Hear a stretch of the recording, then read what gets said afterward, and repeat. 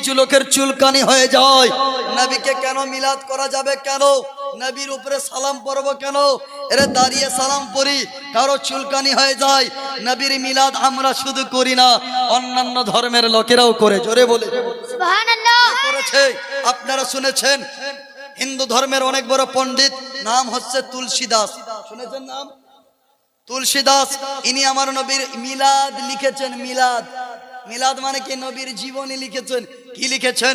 একটা ফান্নে নিজামত নামক কিতাব আছে হুজুর, ওই কিতাবের মধ্যে পাওয়া যায়। তুলসী দাস বলেছেন, আগতম ভূতলম স্বাগতম মঙ্গলম, স্বাগতম স্বাগতম, হে নবী মঙ্গলম, দুঃখরম শুকরম জীবনম মঙ্গলম, হে বৈভবম আমিনা মঙ্গলম, হে হালিমা সুদি মঙ্গলম, কুশলম জুহরম নির্মলম মঙ্গলম, শীতলম সুফলম যুগ জয়ী মঙ্গলম। জোরে বলে সুবহানাল্লাহ।